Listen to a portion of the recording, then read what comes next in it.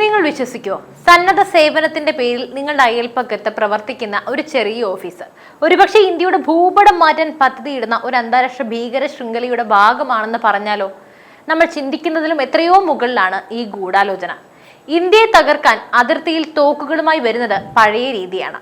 പുതിയ കാലത്ത് ശത്രുക്കൾ ഉപയോഗിക്കുന്നത് മറ്റൊരായുധമാണ്: വിദേശ പണം. ചാരിറ്റി, മനുഷ്യാവകാശം, വിദ്യാഭ്യാസം, പരിസ്ഥിതി സംരക്ഷണം, എത്ര മനോഹരമായ വാക്കുകളാണ്.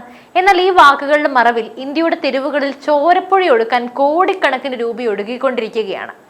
പോപ്പുലർ ഫ്രണ്ട് എന്ന നിരോധിത സംഘടനയുടെ 262 കോടിയുടെ അക്കൗണ്ട് രഹസ്യങ്ങൾ മുതൽ ലഡാക്കിലെ 3 ഇഡിയറ്റ്സ് നായകൻ സോനം വാങ്ചുക്കിന്റെ ബാങ്ക് അക്കൗണ്ടുകളിലെ ദുരൂഹതകൾ വരെ, ഡൽഹിയിൽ തീ പടർത്തിയ പിഞ്ചരാത്തോടും ലോകം ആദരിക്കുന്ന ഓക്സിഫോമിന് മേൽ വീണ കരിനിഴലും, എന്താണ് ഇതിന്റെ എല്ലാം പിന്നിലെ സത്യം?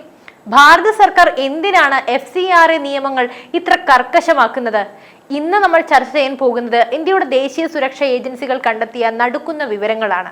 ഇന്ത്യയെ ഇസ്ലാമികവൽക്കരിക്കാൻ ഇന്ത്യ 2047 എന്ന ബ്ലൂ പ്രിന്റ് തയ്യാറാക്കിയവർ മുതൽ ആദിവാസി മേഖലകളിൽ പണമൊഴുക്കി മതപരിവർത്തനം നടത്തുന്ന ഹവാല രാജാക്കന്മാർ വരെ ഈ പട്ടികയിലുണ്ട്.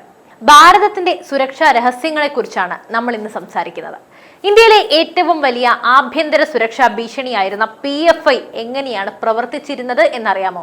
വെറും ഒരു സംഘടന എന്നതിലുപരി അതൊരു കൂറ്റൻ കോർപ്പറേറ്റ് ശൃംഖലയായിരുന്നു. 262 കോടിയുടെ ശൃംഖലയാണത്.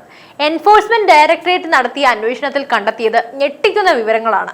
2009 മെയ് മുതൽ 2022 മെയ് വരെയുള്ള 13 വർഷത്തിനിടയിൽ 29 ബാങ്ക് അക്കൗണ്ടുകളിലായി 262 കോടി രൂപയാണ് PFI സ്വീകരിച്ചത്. ഇതിൽ ഭൂരിഭാഗവും വിദേശത്ത് നിന്നുള്ളത്. പക്ഷെ അവർ അത് നേരിട്ട് വാങ്ങിയോ? ഇല്ല. അവിടെയാണ് അവർ NGOകളെ ഒരു ആയുധമാക്കിയത്. റീഹാബ് ഇന്ത്യ ഫൗണ്ടേഷൻ ജീവകാരുണ്യ പ്രവർത്തനത്തിന് എന്ന പേരിൽ തുടങ്ങിയ ഈ സംഘടനയായിരുന്നു PFIയുടെ പ്രധാന ഫണ്ടിംഗ് ചാനൽ. ഇതിനു പുറമെ empower India foundation, campus front എന്നിവയും ഇതേ ആവശ്യത്തിനായി ഉപയോഗിച്ചു. വിദേശത്ത്, പ്രത്യേകിച്ചും ഗൾഫ് രാജ്യങ്ങളിൽ ജോലി ചെയ്യുന്നവരിൽ നിന്നും സക്കാത്തായും സംഭാവനയായും പണം ശേഖരിക്കുന്നു. ഈ പണം നേരിട്ട് ഇന്ത്യയിലേക്ക് അയക്കുന്നതിന് പകരം അത് ലെയർ ചെയ്ത് പല വ്യക്തികളുടെ അക്കൗണ്ടുകൾ വഴി ഇന്ത്യയിലേക്ക് എത്തിച്ചു. ഓപ്പറേഷൻ ഒക്ടോപ്പസും ഹർത്താൽ ആക്രമണവും. 2022 സെപ്റ്റംബർ 22 ഇന്ത്യയിലെ NIA ചരിത്രത്തിലെ ഏറ്റവും വലിയ ഓപ്പറേഷനുകളിലൊന്ന് നടത്തി. Operation octopus. 100-ലധികം നേതാക്കൾ അറസ്റ്റിലായി. പിറ്റേന്ന് കേരളത്തിൽ അവർ പ്രഖ്യാപിച്ച ഹർത്താൽ ഓർമ്മയുണ്ടോ? വെറും ഒരു ദിവസം കൊണ്ട് 5 കോടി രൂപയുടെ പൊതുമുതലാണ് നശിപ്പിച്ചത്. ഈ ആക്രമണങ്ങൾ നടത്താൻ അവർക്ക് എവിടെ നിന്നാണ് ആവേശം ലഭിച്ചത്?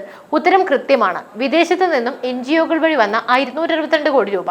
ഇന്ത്യ 2047 എന്ന ഭയപ്പെടുന്ന ലക്ഷ്യത്തിനെ കുറിച്ച് പറയാം. PFIയുടെ പക്കൽ നിന്നും പിടിച്ചെടുത്ത India 2047 towards rule of Islam in India എന്ന രേഖ വെളിപ്പെടുത്തിയത് ഇന്ത്യ ഒരു ഇസ്ലാമിക രാഷ്ട്രമാക്കി മാറ്റാനുള്ള അവരുടെ കൃത്യമായ പ്ലാനാണ്. ഇതിനായി അവർക്ക് വേണ്ടത് പണമായിരുന്നു. ആ പണം എത്തിച്ചു നൽകിയത് ഈ സന്നദ്ധ സംഘടനകളാണ്. അതുകൊണ്ടാണ് കേന്ദ്ര സർക്കാർ PFIയെയും അതിന്റെ 8 അനുബന്ധ സംഘടനകളെയും 5 വർഷത്തേക്ക് നിരോധിച്ചത്. വിദേശ പണം തടയാൻ FCRA നിയമം ഇല്ലായിരുന്നുവെങ്കിൽ ഇന്നും ഈ സംഘടനകൾ നമ്മുടെ ഇടയിൽ സുരക്ഷിതമായി പ്രവർത്തിക്കുമായിരുന്നു. സോനം വാങ്ചുക്കിനെ കുറിച്ച് പറയാം. 3 ഇഡിയറ്റ്സ് എന്ന സിനിമയിലെ നായകൻ ആരെ ആസ്പദമാക്കി നിർമ്മിച്ചോ ആ വ്യക്തിയാണത്. പരിസ്ഥിതി സംരക്ഷകൻ, വിദ്യാഭ്യാസ പരിഷ്കർത്താവ്. ലഡാക്കിലെ ഈ ഹീറോ പരിവേഷത്തിന് പിന്നിൽ ഒരു ഇരുണ്ട വശമുണ്ടെന്ന് ആരെങ്കിലും ചിന്തിച്ചിട്ടുണ്ടോ? വാങ്ചുക്കിന്റെ സംഘടനയായ CMOL അഥവാ students education and cultural movement of Ladakh കേന്ദ്ര സർക്കാരിന്റെ നിരീക്ഷണത്തിലായത് ചില സാമ്പത്തിക ക്രമക്കേടുകൾ മൂലമാണ്. 2021 മുതൽ 24 വരെയുള്ള 3 വർഷത്തിനിടയിൽ 1.68 കോടി രൂപ ഇവർ വിദേശ ഫണ്ടായി സ്വീകരിച്ചു. എന്നാൽ ഇതേ കാലയളവിൽ 2.5 കോടി രൂപ ഇവർ വിദേശത്തേക്ക് അയച്ചു. ലഭിച്ചതിനേക്കാൾ കൂടുതൽ പണം എങ്ങനെയാണ് വിദേശത്തേക്ക് പോയത്? ഇതിന്റെ ഉറവിടം എവിടെയാണ്? 9 അക്കൗണ്ടുകളുടെ രഹസ്യമാണ് അതിന് പിന്നിൽ. സോനം വാങ്ചുക്ക് 9 വ്യക്തിഗത ബാങ്ക് അക്കൗണ്ടുകൾ ഉണ്ടായിരുന്നു. ഇങ്ങനെയാണ് റിപ്പോർട്ടുകൾ സൂചിപ്പിക്കുന്നത്. ഇതിൽ 8 എണ്ണവും അധികൃതരെ അറിയിക്കാത്ത അക്കൗണ്ടുകളായിരുന്നു. ഒരു സന്നദ്ധ പ്രവർത്തകന് എന്തിനാണ് ഇത്രയധികം രഹസ്യ അക്കൗണ്ട്? വിദേശ ഏജൻസികളുടെ ഇടപെടലാണിതിൽ. അതായത് വാങ്ചുക്കിന്റെ പ്രവർത്തനങ്ങൾക്ക് പണം നൽകുന്നത് ആരെല്ലാമാണെന്ന് നോക്കുക. Dan church aid, church of Sweden, UK foreign office, US aid. ഇതൊന്ന് ചിന്തിച്ചു നോക്കൂ. ലഡാക്ക് പോലെ അതിർത്തി പ്രദേശത്ത് പ്രവർത്തിക്കുന്ന ഒരു NGOയ്ക്ക് അമേരിക്കയുടെയും ബ്രിട്ടന്റെയും വിദേശകാര്യ വകുപ്പുകൾ എന്തിനാണ് പണം നൽകുന്നത്? ലഡാക്കിലെ യുവാക്കളെ തെറ്റായ വിവരങ്ങൾ നൽകി പ്രകോപിപ്പിക്കാനും അതുപോലെ സർക്കാരിനെതിരെ തെരുവിലിറക്കാനും ഈ പണം ഉപയോഗിക്കപ്പെട്ടു എന്നാണ് ആരോപണം.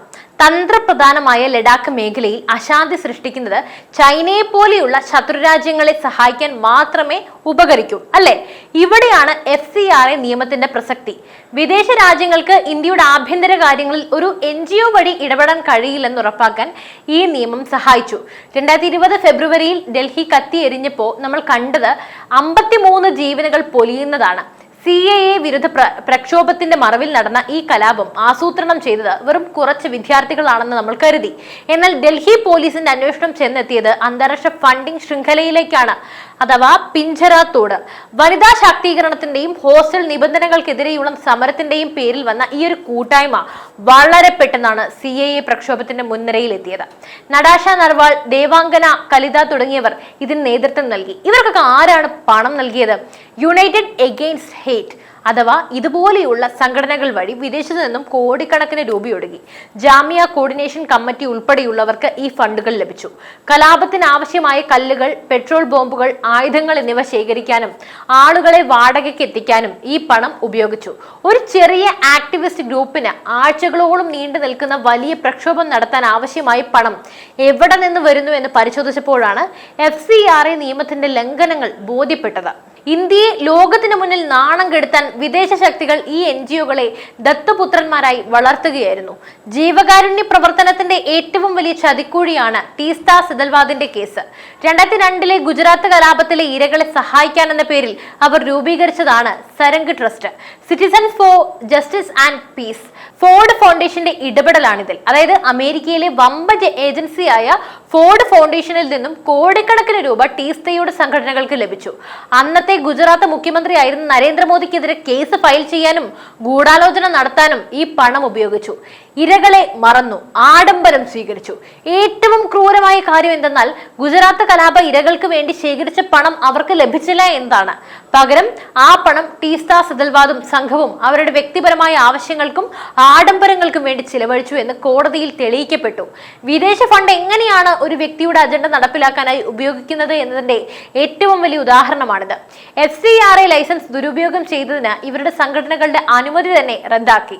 ലോകമെമ്പാടും ശാഖകളുള്ള ഓക്സ്ഫോം പോലെയുള്ള ഒരു സംഘടന എന്തിനു വേണ്ടിയാണ് ഇന്ത്യയുടെ നിയമങ്ങൾ ലംഘിക്കുന്നത്? 2023 ഏപ്രിലിൽ CBI ഓക്സ്ഫോം ഇന്ത്യയുടെ ഓഫീസുകളിൽ റെയ്ഡ് നടത്തി.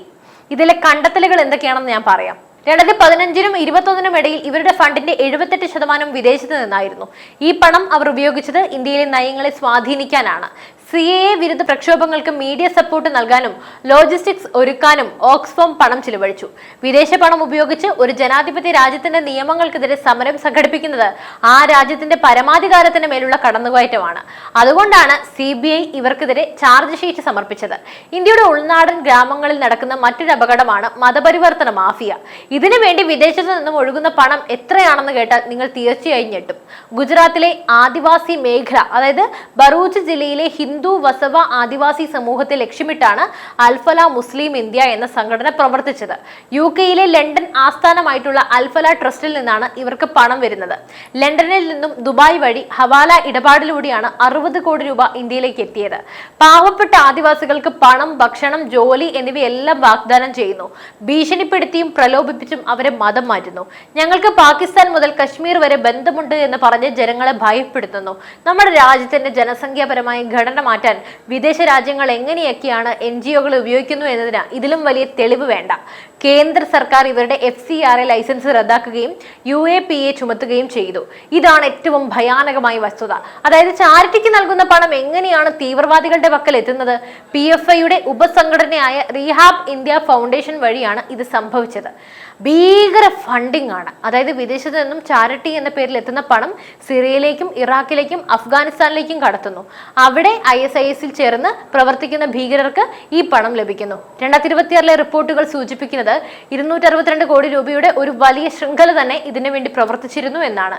ഒരു NGO ലേബലിൽ ഇത്രയും കാലം ഭീകരവാദത്തിന് പണം നൽകാൻ അവർക്ക് സാധിച്ചു എന്ന് നമ്മളെ ചിന്തിപ്പിക്കേണ്ടതാണ്. അതുകൊണ്ട് ഇതൊന്നും വെറുതെ പറയുന്നതല്ല. ഇവിടെയുള്ള വെറും ഒരു മാനിപ്പുലേഷനിലൂടെ നിങ്ങൾ സ്വാധീനിക്കപ്പെട്ട് ഇവിടെയുള്ള കുക്കഡപ്പായിട്ടുള്ള സ്റ്റോറികൾ വിശ്വസിച്ച് കഴിഞ്ഞാൽ നമ്മളുടെ മക്കളും ചിലപ്പോൾ ഭാവിയിൽ ഇതിന്റെ എല്ലാം ഇരകളായി തീർന്നേക്കാം. അതുകൊണ്ട് എല്ലാം ശ്രദ്ധിക്കുക. ഈ ചുറ്റുവട്ടത്തുള്ളതെല്ലാം ഒരു വെറും കുക്ക്ഡപ്പ് സ്റ്റോറീസ് ആണ്. അതായത് നമ്മുടെ കേരളത്തിലുള്ളത്. ഇവിടെ വെറും വോട്ട് ബാങ്ക് രാഷ്ട്രീയത്തിന് വേണ്ടി ഇത്തരത്തിലുള്ള സ്വാധീനങ്ങളിൽ ചെന്ന് വീടരുത്. എന്തായാലും നിങ്ങളുടെ അഭിപ്രായങ്ങൾ തീർച്ചയായും രേഖപ്പെടുത്തൂ. മറ്റൊരു വാർത്തയും വിഷയമായി വീണ്ടും എത്തും വരെ നന്ദി. News desk IBN Malayalam.